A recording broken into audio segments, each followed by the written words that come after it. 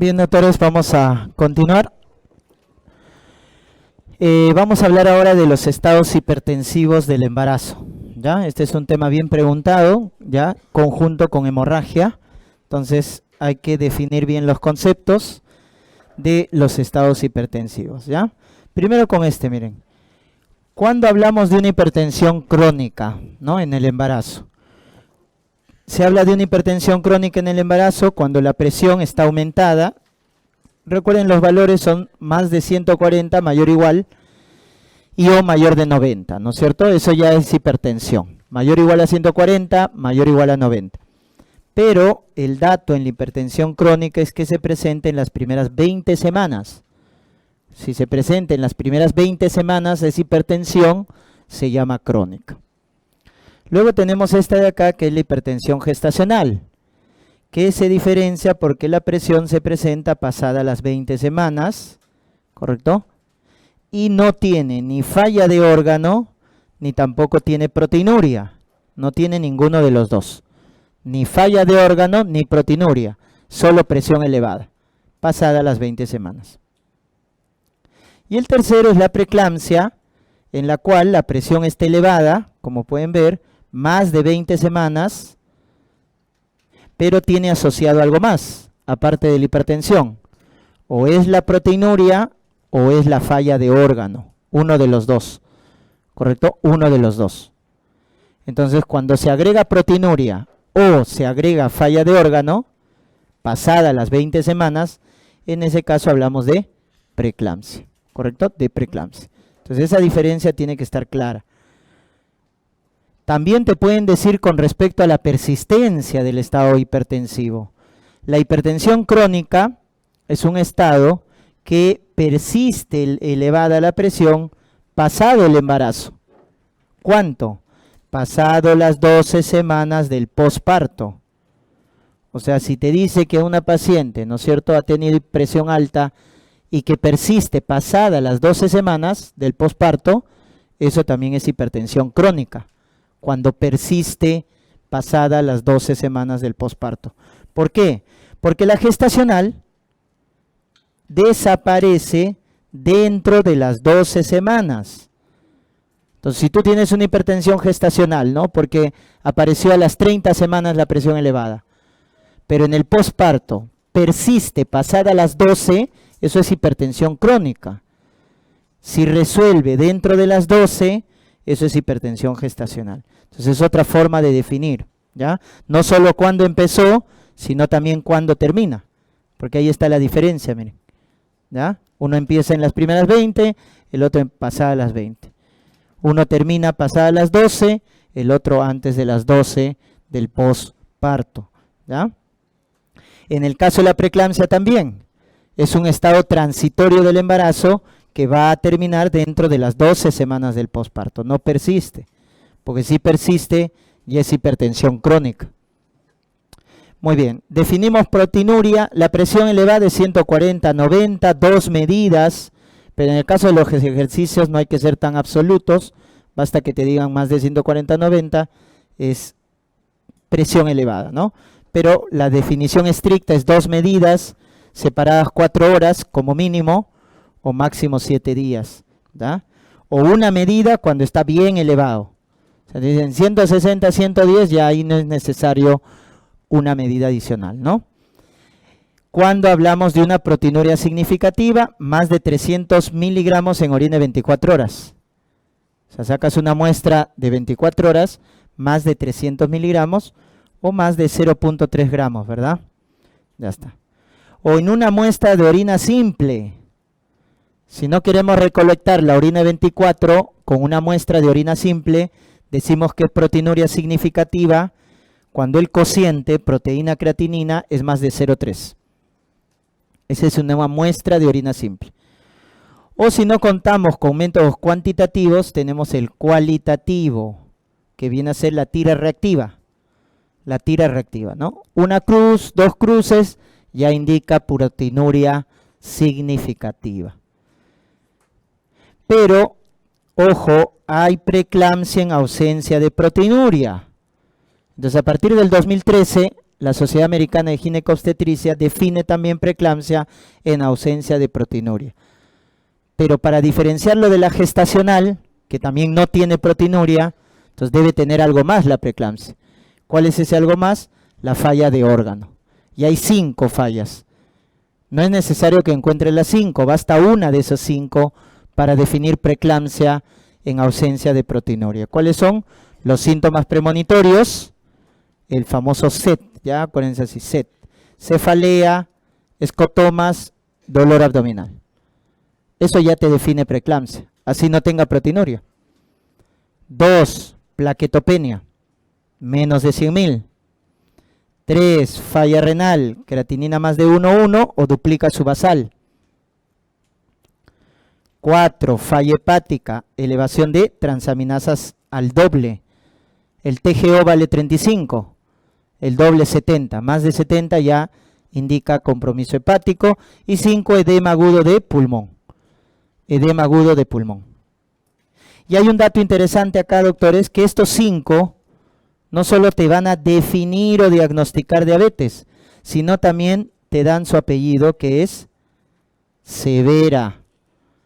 Si una preeclampsia tiene estos criterios, no solo te diagnostican preeclampsia, sino también te diagnostican que la preeclampsia es severa. Si tiene plaquetopenia, aumento de creatinina, edema agudo, síntomas premonitorios, etcétera. ¿Ya? Entonces acuérdate, estos criterios también lo vamos a ver en criterios de severidad. Son los mismos. Ya está. Entonces, esa es la definición de preeclampsia. Acuérdense, presión elevada, más de 20 semanas, con proteinuria, y si no hay proteinuria, falla de órgano. Y si hay falla de órgano, no solo te define preeclampsia, sino te dice que es severa. Te dice que es severa. Cuando hablamos de la patogenia de la preeclampsia, doctores, hablamos de la mala formación de la placenta.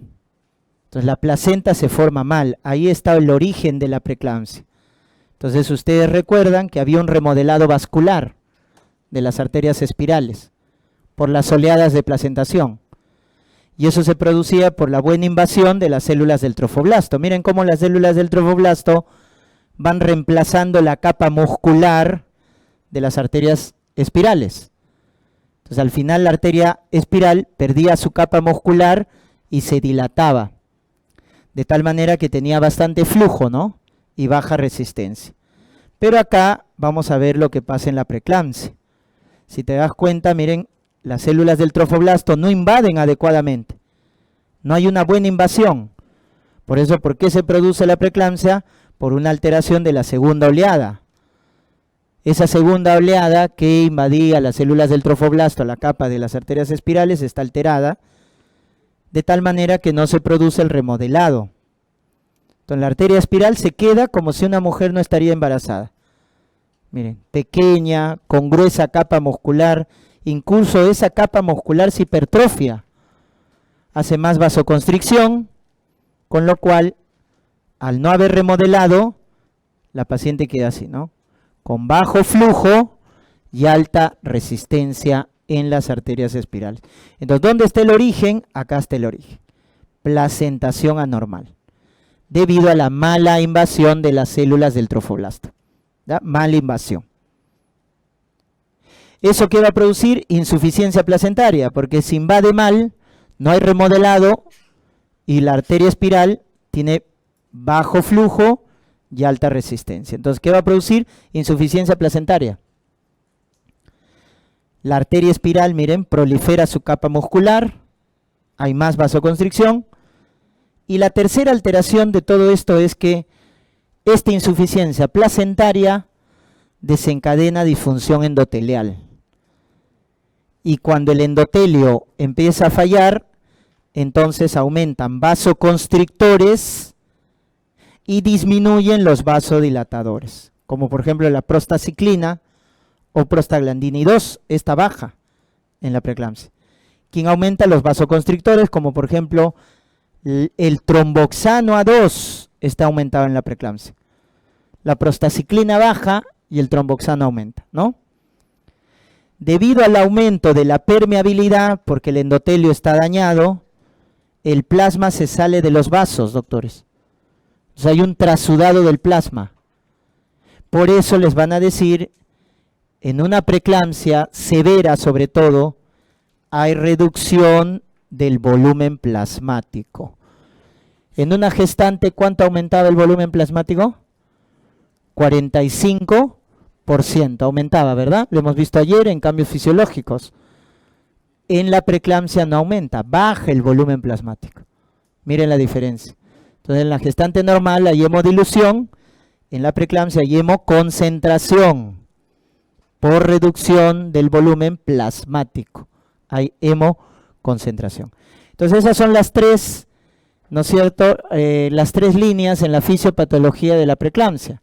Se forma mal la placenta, hay insuficiencia placentaria y al final disfunción endotelial.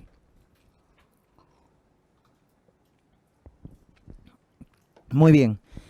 Y todo ello, la disfunción endotelial al final genera también la falla de órgano, ¿no? En el riñón y en el hígado. En el riñón la lesión de la preeclampsia se llama así, endoteliosis glomerular. Y en el hígado genera necrosis hepatocelular. Por eso aumenta transaminasas. ¿Por qué la preeclampsia aumenta transaminasas? Porque hace necrosis hepatocelular. Por eso aumenta transaminasas. Muy bien, esa es la fisiopatología, ¿ya?, que deben tener en cuenta para el origen de la preeclampsia. ¿Cómo podemos predecir si una gestante va a ser preeclampsia? Tenemos los predictores clínicos, que son los factores de riesgo, los ecográficos y los bioquímicos. Con esto podemos predecir si una gestante va a ser preeclampsia en la segunda mitad del embarazo, ¿correcto? Entonces, con los factores de riesgo, ¿no? ¿Cuáles son los factores que condicionan alto riesgo para la preeclampsia? Hay 5 que debes recordar que dan alto riesgo. El primero es preeclampsia anterior. Tuvo un episodio de preeclampsia en el embarazo anterior. Segundo, diabetes pregestacional o gestacional. Tercero, hipertensión crónica. Una paciente que ya tiene hipertensión, ¿no es cierto?, crónica, o que apareció en las primeras 20 semanas, tiene más riesgo luego de hacer preeclampsia, pasada las 20. A ese cuadro, doctores, se le llama hipertensión crónica sobreagregada con preeclampsia. Es el cuarto estado de hipertensión. El cuarto que vamos a tener acá, los problemas inmunológicos, lupus, SAF. Y el quinto, enfermedad renal crónica. Ya está. Esos son los 5 de alto riesgo. 5 de alto riesgo para la preeclampsia, ¿ya? Los demás son riesgo intermedio. Por ejemplo, nulípara, ¿no? La primigesta. Como por primera vez está haciendo la placentación es anormal, ¿no es cierto? En cambio, la multípara no. Como ya tiene experiencia, entonces es mejor la placentación. ¿Qué más? El embarazo múltiple también condiciona, trombofilia, raza afroamericana, fecundación in vitro, obesa, edades extremas, adolescente o añosa, ¿correcto? Periodo interginésico largo, también. Por ahí les pueden preguntar, ¿y quién es factor protector? ¿O en quién se ha visto que hay menos preeclampsia? Doctores, contradictoriamente, el tabaco disminuye el riesgo de preeclampsia. En gestantes que fuman se ha visto que hay menos preeclampsia. 2, la raza asiática. También en los pacientes de raza asiática hay menos riesgo de preeclampsia, ¿ya? Menos riesgo de preeclampsia. Muy bien, ¿y cuál es el predictor ecográfico? Recuerden que para evaluar la insuficiencia placentaria, evaluamos la arteria uterina. Entonces, en la arteria uterina hacemos Doppler entre las 20 y 24 semanas. Y cuando decimos que hay riesgo de preeclampsia, cuando encontramos esto, ¿no? Debido a la vasoconstricción, aparece esta muesca al inicio de la diástole, que se conoce con el nombre de notch protodiastólico. Notch proto porque se parece al inicio de la diástole. Notch protodiastólico entre las 20 y 24 semanas confiere alto riesgo de preeclampsia, ¿ya? Confiere alto riesgo de preeclampsia. Ese notch, ¿qué traduce? Bajo flujo y alta resistencia. Eso es lo que traduce en el Doppler de la arteria uterina. El vaso no se ha remodelado, recuérdate. El vaso tiene bajo calibre, su capa muscular es gruesa. Entonces no ha habido remodelado vascular. Eso traduce el notch. Y en el bioquímico aumenta esta tirosina quinasa, llamada SFLT1, aumenta el ácido úrico en la preeclampsia. Eso también nos predice, ¿ya? Esta tirosina quinasa que ven acá, que es el SFLT1, en la preeclampsia está aumentado y es un factor, doctores, antiangiogénico. Antiangiogénico. Que justamente es el que va a promover la ausencia de remodelado. Esta sustancia que en la preeclampsia aumenta, evita que haya un remodelado vascular en las arterias vasculares. Por eso está aumentado, porque es un factor antiangiogénico. La clínica más frecuente de preeclampsia, recuerden, es hipertensión. Esa es la clínica más frecuente. Edema de caro, mano, es patológico. Los síntomas premonitorios, el RCU que produce es asimétrico o tipo 2. Hay oligohidrámenos por insuficiencia placentaria. Y la lesión neurológica se llama convulsión. La lesión neurológica se llama convulsión tónico-clónica generalizada, que viene a ser la eclampsia. A eso llamamos eclampsia, ¿no? A la complicación neurológica grave, que puede ser también un trastorno de sensorio, pero más frecuente es convulsión tónico-clónica generalizada. Doctores, eso se produce por un vasoespasmo cerebral, que puede ser al final tan severo que la paciente hace hemorragia intracerebral. Y de eso se muere cuando convulsiona. Cuando una mujer con preeclampsia, ¿no es cierto?, convulsiona, a eso se llama eclampsia, fallece de hemorragia intracerebral. ¿Ya? Este es el dato importante. ¿Cuáles son los criterios de severidad? Cuando dices que la preeclampsia es grave, severa, salud, ¿cuándo tienen estos datos? Entonces, ¿se acuerdan las 5 fallas de órgano, no es cierto?, que te definían también preeclampsia. ¿Cuáles eran? Plaquetopenia, duplicación de transaminasas, síntomas premonitorios, edema agudo de pulmón, falla renal porque la creatinina aumenta más de 1,1, o hay oliguria, ahí está. Y a esos 5 que hemos descrito, pues eso tienes que acordarte, esos 5, porque te definen preeclampsia y te dan severidad en la preeclampsia, ¿no es cierto? Plaquetopenia, transaminasas, premonitorios, edema agudo, falla renal. Ahí están los 5 que te definían preeclampsia.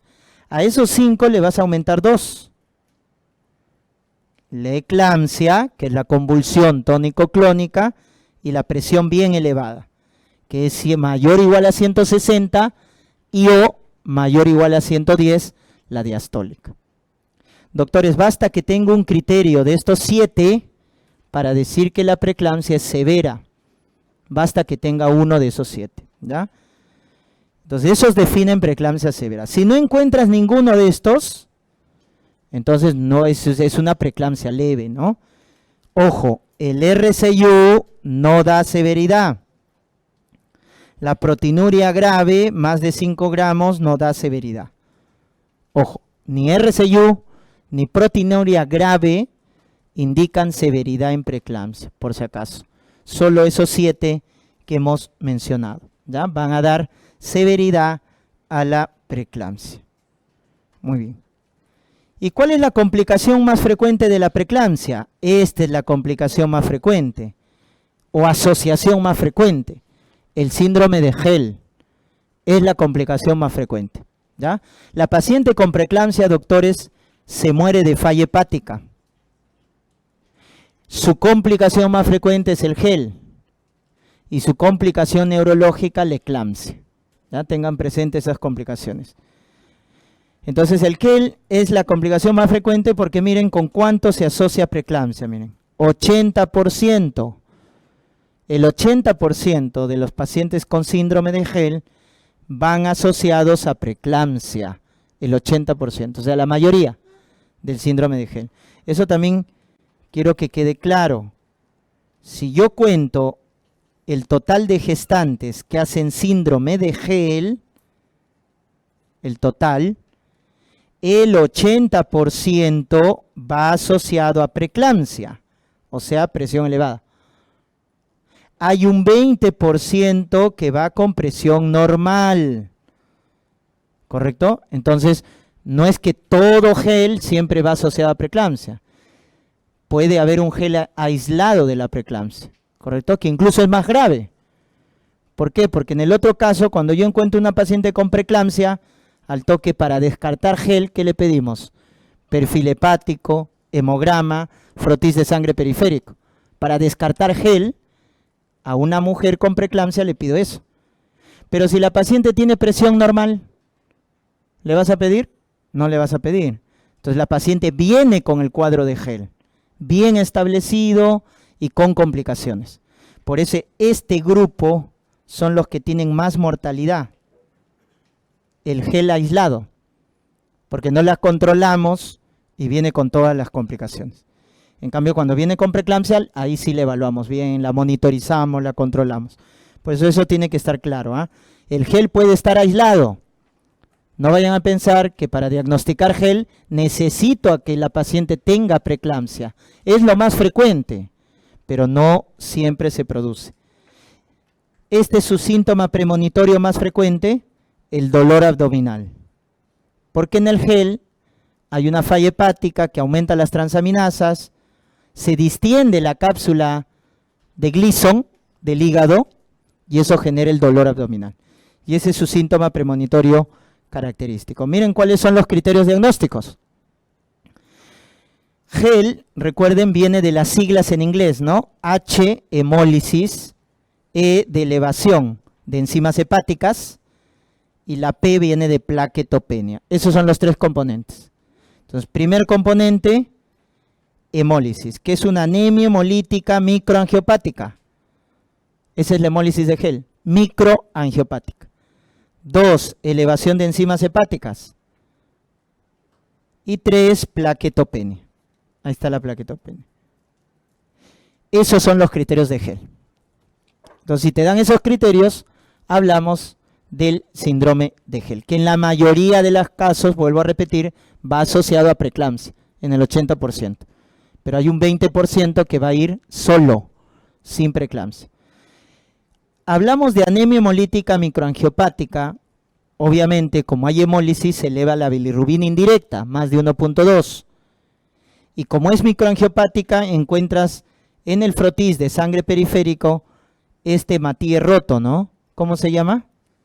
Esquistocito. Gestante con hemólisis con esquistocitos. Debes pensar en síndrome de gel. Aumenta las enzimas hepáticas, miren, TGO se duplica, más de 70, LDH más de 600. Eso es criterio de gel. Y tercero, plaquetopenia, menos de 100.000. ¿Ya? Menos de 100.000. Ojo, solo necesitas un criterio. Uno de esos tres para diagnosticar síndrome de gel. Por eso hay gel parcial y gel total. Total cuando tiene los tres. Parcial cuando tiene uno de esos tres. ¿Da? Entonces, rápidamente, en un cuadro de síndrome de gel hay que estabilizar. Damos hemoderivados para la hemólisis si es grave. Sulfato de magnesio para prevenir la convulsión porque es el neuroprotector. Corticoides para bajar las complicaciones aunque ya no está probado. ¿Ya? La dexametasona por vía endovenosa. No ha demostrado mayor beneficio. Y terminar el embarazo. Pues. Cuando la paciente hace síndrome de gel, hay que terminar el embarazo una vez que está estabilizada. ¿Ya? Una vez que está estabilizada. Muy bien, ¿se puede prevenir preeclampsia? Sí, doctores. La prevención se hace con aspirina o calcio. Ahí está. Ácido acetil salicílico a dosis bajas, porque las dosis bajas disminuyen los niveles de tromboxano. 81 100 miligramos cada 24 horas a partir de las 12 semanas. Le damos aspirina a dosis bajas. Y antes de las 16, Porque por ahí también me preguntan, si una gestante viene a las 20 semanas, ¿no? Todavía no tiene preeclampsia, tiene 20 semanas, pero es obesa, tiene lupus, falla renal. ¿Le daré aspirina? Ya no. La profilaxis se empieza a partir de las 12 y antes de las 16. Entre esa semana tienes que dar la profilaxis. Porque el remodelado vascular se da en ese periodo. Si tú das pasada las 16, ya no obtienes beneficio. Por eso se debe iniciar entre las 12 y 16 semanas, ¿da? La profilaxis. Y calcio, ¿correcto? Y calcio, y se mantiene hasta todo el embarazo, ojo. Eso estoy hablando del inicio. Debo iniciar la profilaxis entre las 12 y 16, pasada las 12 y antes de las 16, y se mantiene durante todo el embarazo, la profilaxis, hasta término. Si no tienen aspirina, suplemento de calcio, pero el calcio a partir de las 13 o 14 semanas. A partir de las 13 o 14 semanas. Suplemento de calcio, ¿da? Muy bien, entonces con aspirina a dosis bajas y con calcio podemos prevenir en una gestante de riesgo, no a todas las gestantes. Tiene que tener factores de riesgo. A esas gestantes le vamos a dar aspirina o calcio para prevenir. Muy bien, tratamiento. El tratamiento va a depender si es preeclampsia leve o si tiene criterios de severidad.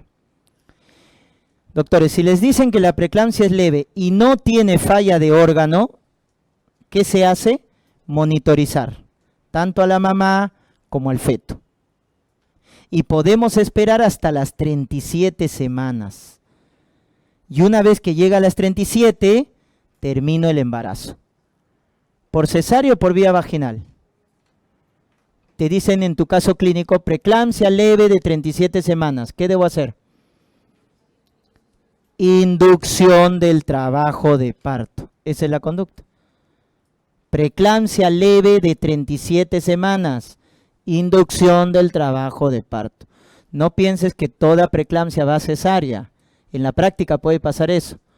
Pero la guía, la recomendación, menciona que si es leve y no hay falla de órgano, la vía vaginal es la primera alternativa. Pero no vas a esperar tampoco a que desencadene trabajo espontáneo. Por eso tienes que inducir. Llega a las 37, induces.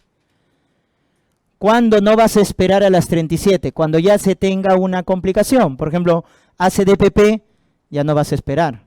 Terminamos el embarazo. Por cesárea, si es DPP, porque hace sufrimiento fetal.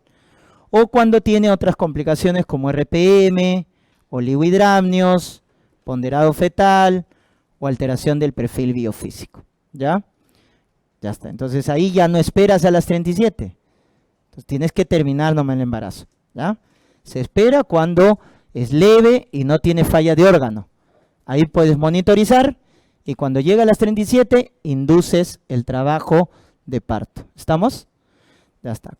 ¿Qué pasa cuando es grave? Se activa la famosa clave azul. Y en la clave azul tienes que tener 3 componentes.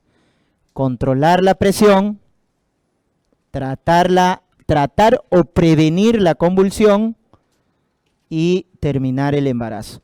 Siempre que te dé un caso clínico de preeclampsia severa, busque esos 3. Controlar la presión, dar sulfato de magnesio, porque el sulfato de magnesio previene y trata la convulsión, y tercero, terminar el embarazo. Siempre busca uno de esos 3. Esta es pregunta clásica. ¿Qué antihipertensivos damos en preeclampsia? Ahí está la betalol. Es el mejor en cuadros graves porque aumenta la perfusión placentaria. Metildopa es el que siempre se utiliza. De inicio siempre arrancamos con metildopa. Hidralacina en casos severos. Calcio antagonista también, ¿no? Nifedipino por vía oral. La betalol, hidralacina, recuerden, se da por vía endovenosa, cuando los valores son bien elevados. Nifedipino, metildopa por vía oral, ¿correcto? Por vía oral. Ya está, entonces esos son los antihipertensivos que podemos utilizar, ¿ya? Que podemos utilizar. Si te dicen, ¿cuál de estos 4 produce edema de miembros inferiores? ¿Quién produce edema? Calcio antagonistas, ¿no? Nifedipino. ¿Quién produce lupus-like? Hidralacina. Hidralacina produce lupus-like. ¿Quién produce hepatitis? Metildopa. Ojo, si la paciente tiene falla hepática, no puedes utilizar metildopa. Metildopa da hepatitis, ¿ya? Muy bien, eso acuérdense esos datos. Y los que están contraindicados. ¿Qué antihipertensivo? Pregunta clásica que no podrías fallar. Están contraindicados en el embarazo. YECA, ARA2. Nitroprusiato también es preferible no utilizarlo. YECA, ARA2, nitroprusiato es mejor no utilizar. Porque tienes estas alternativas que son seguros, ¿da? ¿Y con qué previenes o tratas la convulsión? El neuroprotector, el anticonvulsivante de elección es sulfato de magnesio. Es el que previene y trata, ¿correcto? O sea, si es preeclampsia severa, le da sulfato para prevenir convulsión. Y si está convulsionando, también le da sulfato como anticonvulsivante, ¿da? El protocolo de CIBAI nos dice 6 gramos en bolo, 2 gramos por hora. Ese es el esquema. 6 gramos en bolo endovenoso y 2 gramos por hora en infusión continua, ¿ya? Recuerden que las ampollas vienen al 20% y cada ampolla te da 2 gramos. Cada ampolla te da 2 gramos de magnesio, ¿ya? Cuando da sulfato, doctores, se mantiene hasta el posparto, hasta las 24 horas del posparto, ojo. No es que terminamos el embarazo y ya le dejamos de dar sulfato, porque recuerden que la paciente puede convulsionar también en el posparto. Entonces tú le das sulfato, la controlas, terminas el embarazo y se continúa hasta las 24 horas del posparto el sulfato de magnesio, ¿da? Controlas reflejos y diuresis. Siempre que vamos a utilizar sulfato, controlamos reflejo y le colocas su sonda Foley. Porque ¿qué aparece cuando hay intoxicación por sulfato? ¿Cuál es el primer signo de intoxicación? Hiporreflexia. Cuando la paciente tiene hiporreflexia o arreflexia, ese es el primer signo de intoxicación. Entonces le colocamos su antídoto, que es el gluconato de calcio. Gluconato de calcio, al 10%. Una ampolla le colocamos como antídoto. ¿Y para qué diuresis? Porque el sulfato lo podemos mantener siempre en cuando la diuresis es normal, más de 0.5, ¿correcto? Más de 0.5 mililitros por kilo por hora. Porque si te dan el caso de que no hay una buena diuresis, tienes que suspender el sulfato. ¿Por dónde se elimina el magnesio? Por la orina. Entonces, si hay falla renal, si hay oliguria, ya no puedes utilizar sulfato. Tienes que suspenderlo, ¿ya? Cuando hay oliguria. Y tercer componente, terminar el embarazo. Terminar el embarazo. Entonces, controlas presión, das sulfato y una vez que esté estable la paciente, terminas el embarazo. Y debes terminar de forma inmediata cuando tiene esto, ¿no? La falla de órgano, que hemos visto en criterios de severidad, cuando les dicen también esto, hipertensión refractaria.